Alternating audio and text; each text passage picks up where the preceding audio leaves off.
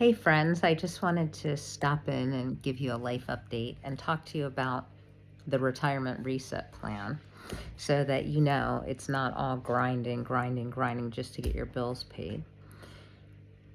We were unexpectedly laid off and initially went the transitional and traditional route of having severance, thinking it was going to last us, going in to LinkedIn, Indeed, and all the other jobs board, Monster, and all them every day, 8 hours a day, pumping out CVs that were tailored for each job, resumes, and all that, cover letters. And we did that for months, watching our severance and our savings go into nothing and not getting any response because we're old and we were seniors, so we were expensive. Panic started to set in because if have university and you've been a professional all your life and you've been senior in a job, you start applying for roles beneath you or adjacent to you or all that, then you have too much experience. But what it really comes down to is you're too old, because we optimized our resume CV and sent them out, taking off our huge history, only going the last 10 years. And once in a while we get a video screen, except for the minute they saw us, we recognized we were no longer an option. This is my spouse and I. So we looked at all these ads all over Instagram and, TikTok and all that for these digital courses and opening a TikTok shop and, UGC and create digital products on Etsy. And we were overwhelmed because, man, my spouse is 61. I'm in my mid-50s. I just had a birthday. I'm 56. We'd been unemployed for going on 3 years. And we thought, we can't learn all this and the ramp-up speed. And they want us to buy courses, and we don't have money for courses. We need money now. And that's when we decided to go into service work. And when I say by service work, is actually doing things in the local community and still living your life. So we started out with dog walking and dog sitting, cat drop-ins. I think we even had hamsters and gerbils at one point. And we dog sit in our home or the client's home. And the way we started all this was answering ads on Facebook. We didn't use Rover or any of those other apps that take money from you and seem to be problematic. We went and got our insurance, which was very cheap for dog walking and boarding. And we registered with our council, and we already had first aid and CPR. And we had what they call in the UK an enhanced DBS check, which shows that we've never been arrested or have any criminal issues. And so we had some documentation to show to prospective clients that we were safe people. We always did a meet and greet with the prospective client, their dog, at our home, so they could see our home, see what we were like. We wouldn't take a booking until we saw what their dog was like. If it was a maniac dog, obviously, as older people, we weren't being able to take care of it. We had some rules. We didn't want any dogs that weren't altered, and that is to say that they weren't spayed or neutered, because they would go in season, and that would be problematic for walking them here in London where we live in parks. We do have a garden, but that's not enough. You got to exercise animals. And we have 75 5-star reviews, only 5-star reviews, and we're in demand constantly, turning people away. But it wasn't enough, and we recognize we're getting older, so how much longer can we, do walking, which is very lucrative because you can do 5 dogs at a time for 55 minutes here in the borough I live in, Ealing, and each one of those dogs is 50 pounds. So you walk 2 groups of dogs a day and you're pretty well set. So then we added reselling. First, we started with eBay, but the postage and how all that worked was too much. So we went to Vinted. I know there's been a lot of controversy about Vinted. We've had only good experiences. And part of that is probably because we have to really take our time, because we're not these, young people who are so digitally savvy. We have to, and if it's a used item, a previously loved or worn item, I wash it, I iron it, I, want to photograph it correctly, and I write aesthetic descriptions, and literally almost everything that I post, I sell. Once in a while, I have a high ticket item that sits for a little while, but then somebody comes along and buys it. And that's very low effort. And we also live in an area where there's a lot of charity stores and boot sales, which is to say a yard sale in America. And we find brand name things that are in good condition, take them home, wash them, and iron them. I specialize in women's wear, if possible, or women's things, because I'm a woman, and that's an area that I have a little bit of insight into.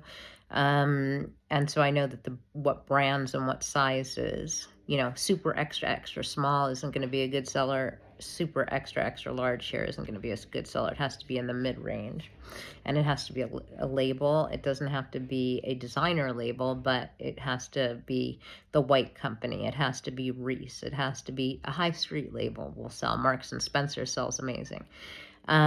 So we built that up. Right? We didn't want to do electronics or anything like that we didn't know much about. And so we earn between $500 and $700 a month just from reselling. And we're not considered pros because, we don't source from a place and specialize in one niche area. And then I decided that, especially if you've been following along, I've just got out of hospital yesterday because I was in for 4 days with kidney stones, but my spouse was diagnosed with lung cancer. And it's been a pretty hard 2 weeks because we had to cancel dogs, obviously, because I needed to be there for the surgeries. The recovery time is long, so we had to pare down our dog business, and I had 2 weeks to prepare for that.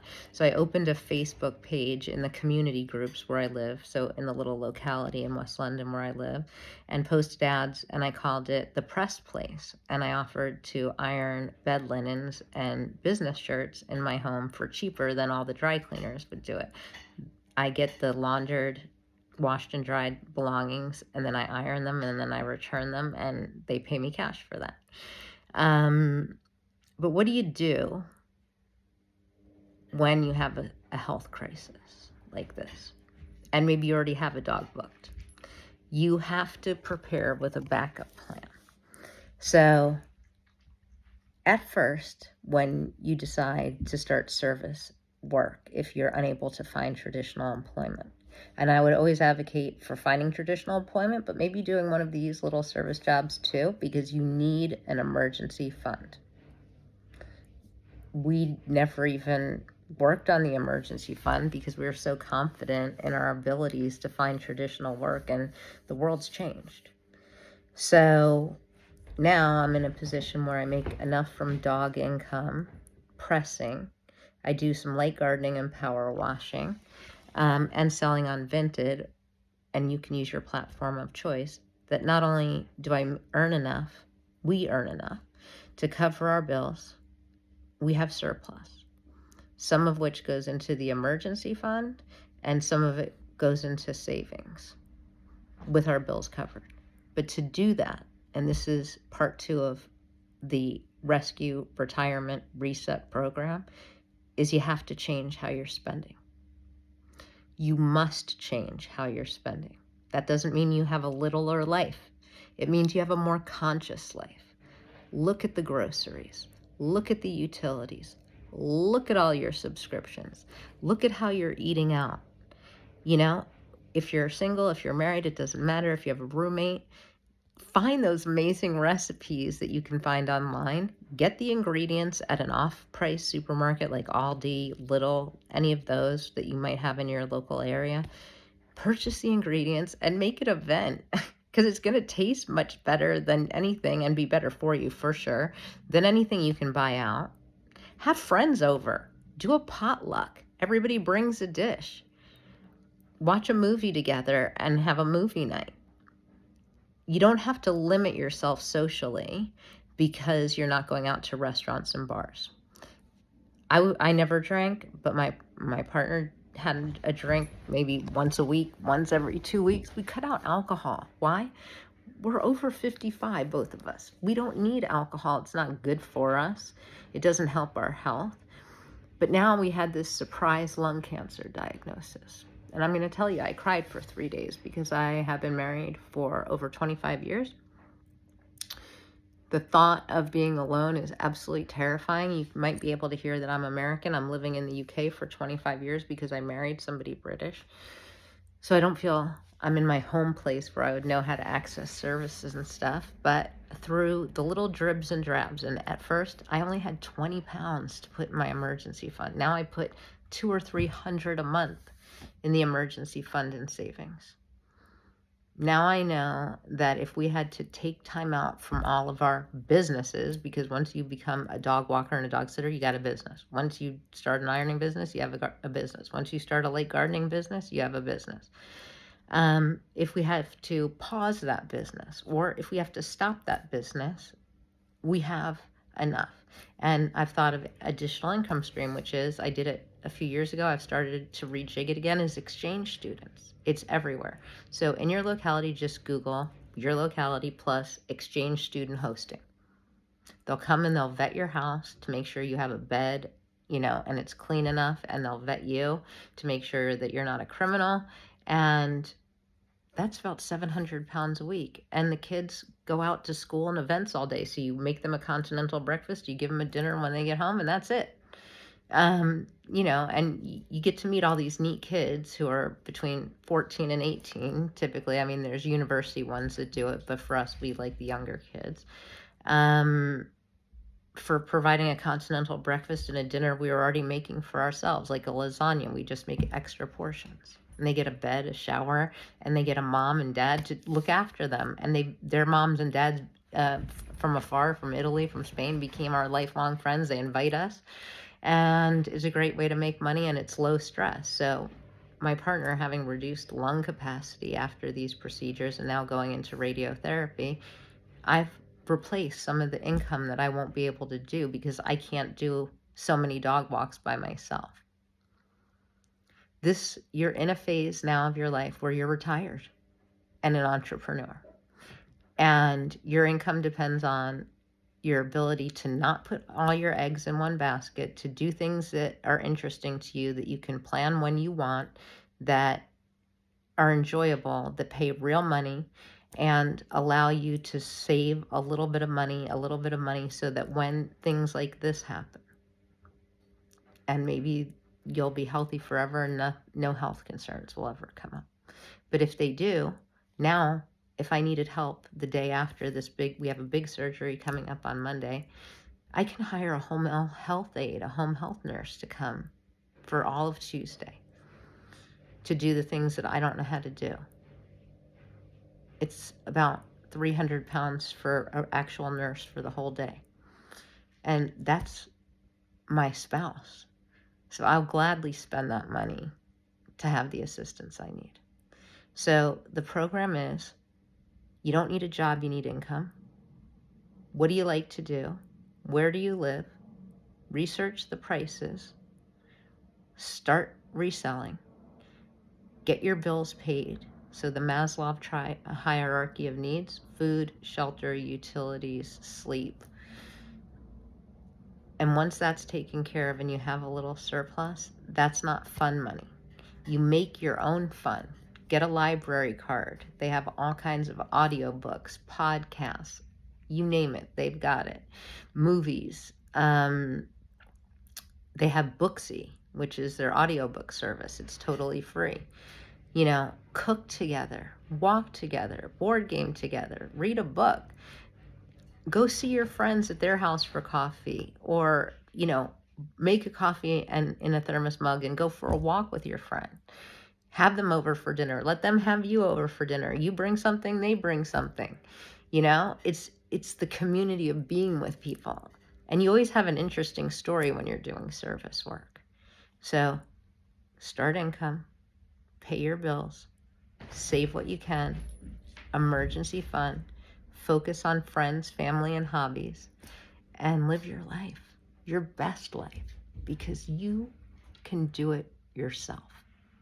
That's the rescue. You rescue you. I'll keep you up to date on my spouse's lung cancer. If everybody wants to pray for us, we take prayers here. It's Monday, the big surgery to get out the lung cancer. And it's going to be about a 3-month recovery. And I'm just so blessed that I don't have to go to my super corporate job where I was working 10 hours or more a day, traveling out of the country 2 weeks a month, because I can be here. Everything that you have can be bought again. More money can be made.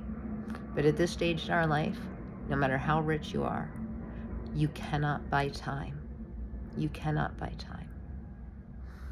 And time is your most important and valuable asset.